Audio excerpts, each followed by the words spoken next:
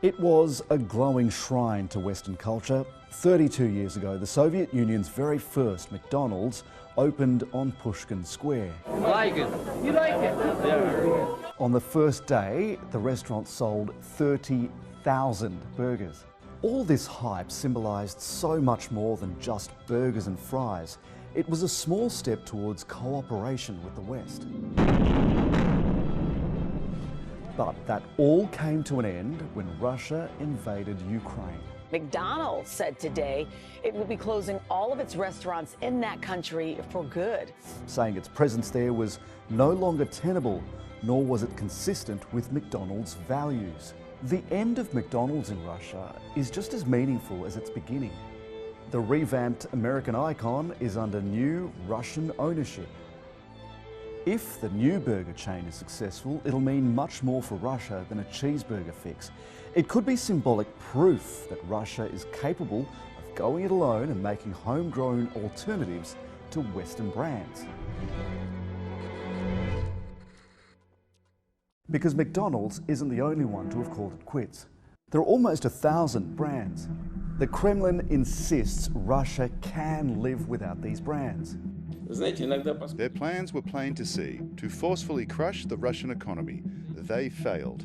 At the beginning, it's really the psychological impact of being told that you're being frozen out of the global economy, or at least the Western-dominated part of the global economy. And then what happens over time is that psychological impact subsides. People get used to it psychologically. They adapt to the fact that now they are doing things differently. The idea here is that Russia can just easily make things that can replace Western goods. It's something the Kremlin has been pushing for years. Russia has had, obviously, now some 8 years already of that experience of what's referred to as import substitution, basically trying to substitute those goods that it would normally import with domestically produced ones. It gained momentum around 2014 when Western sanctions were imposed in response to Russia's invasion of Crimea. So Russian ministries started programs aimed at cutting imports by up to 60% by 2020. But they never achieved that goal. What actually happened was Russia increased its imports from 2016 to 2019. Turns out flipping burgers is one thing, but making cars, aeroplanes, software, that's not so easy. But despite all the evidence suggesting otherwise, in 2019, Putin claimed import substitution achieved very serious and positive results. The figures we have access to just don't back up that claim. Surveys of Russian manufacturers have shown that more than 60% can't get local equivalents of things that they import, meaning Russia is still hugely reliant on global supply chains, the very same supply chains they're being increasingly cut off from since the invasion of Ukraine. What's required now, though, is a Russification on a much grander scale, because the range of goods that is prohibited is much wider. And it'll also mean looking to other countries. We have seen basically blanket sanctions, announcements of, embargoes on some of the critical exports that Russia has and so on. And some of these are going to kick in later in the year, or the effect of which will be felt maybe more in the coming months. Take the car industry, for example. Avtovaz, Russia's largest car maker, had to suspend its operations for months because it couldn't source essential parts from abroad. The company used to be owned by Renault before being sold to a Russian science institute, reportedly for one symbolic ruble. With Renault's departure from Russia, their plant in the city would be used to revive the Soviet-era Moscovich brand. That badge last rolled off the production line more than 2 decades ago.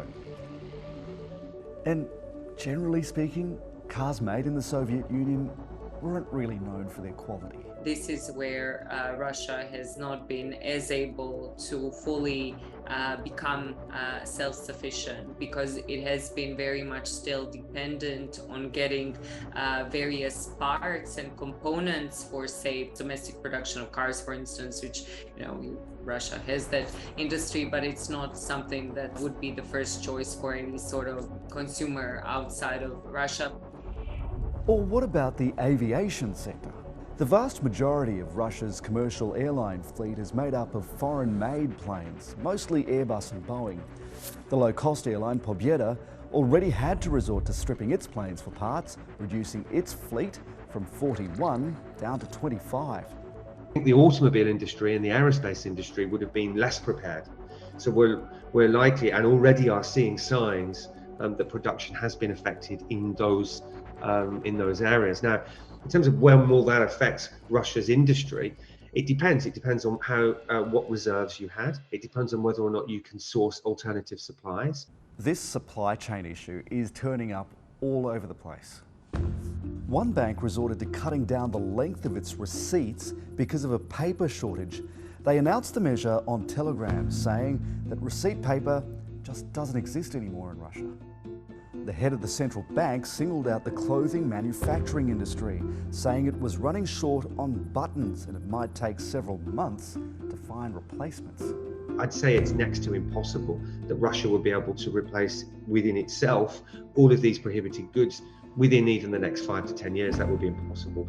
Their response, their process of adaptation will be a combination of producing some goods itself, but mainly by sourcing new alternative suppliers. So Russia never achieved that self-sufficiency it was hoping for after the annexation of Crimea. But curiously, it's not the same story with Russia's currency. The ruble has recovered from its steep decline in March, but in this case, appearances can be deceiving. The central bank doubled interest rates to protect the currency in the aftermath of the invasion, and its earnings from exports were 65% higher than they were at the same time last year. Imports are down by 20%. That means their trade balance is much higher than usual. The price of oil's gone up, the price of gas has gone up, the price of wheat has gone up, and all of these are Russia's major exports. So what that means is that balance of trade is now a very large trade surplus. The Russian central bank made it very difficult for people to move their money out of Russia. Since then, the ruble has actually strengthened. It's very strong at the moment, enough that the policymakers are worried that the ruble is too strong. But the Russian central bank thinks the decline in GDP will be up to 8%. Some economists believe the drop will be closer to 30%.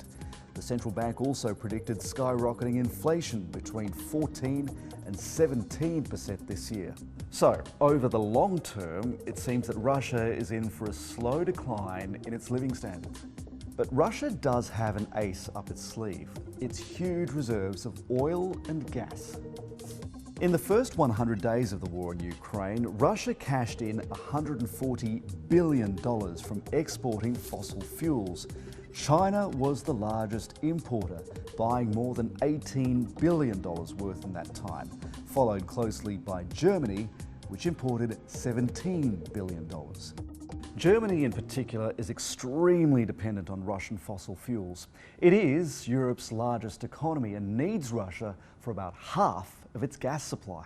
It is like a bit of a game of chicken. Who is more agile? But also the question then is for especially European Union, is it able to switch to different suppliers? I think Putin is banking on the fact that the costs borne by Western economies now and the impact that that's going to have on living standards is going to erode Western political unity.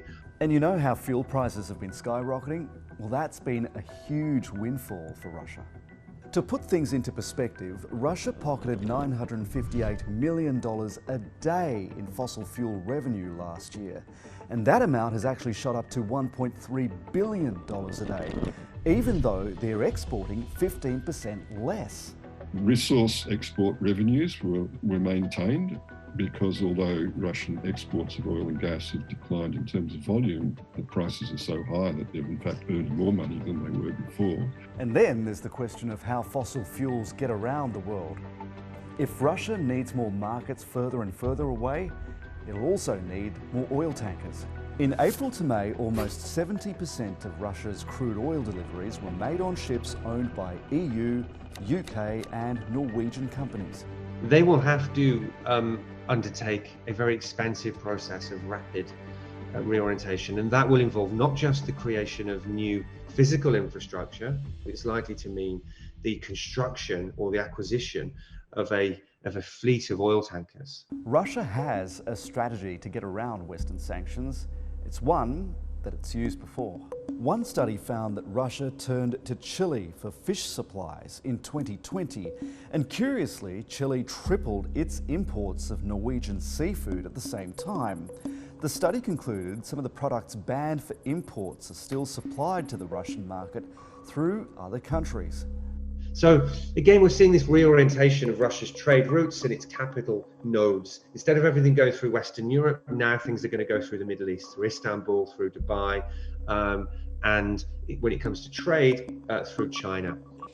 This kilometre-long bridge between remote corners of Russia and China is symbolically bringing the two countries closer together. The Kremlin expects trade with Beijing to reach $200 billion a year by 2024. The Russians are pretty wary about over-dependence on the Chinese. You know, the Chinese at times treat Russia a bit the way they treat Australia. That China cannot. It can fill in gaps, but it can't replace Western technology. 30 years ago, Russia was at the cusp of a huge economic upheaval, opening its doors to Western businesses and culture.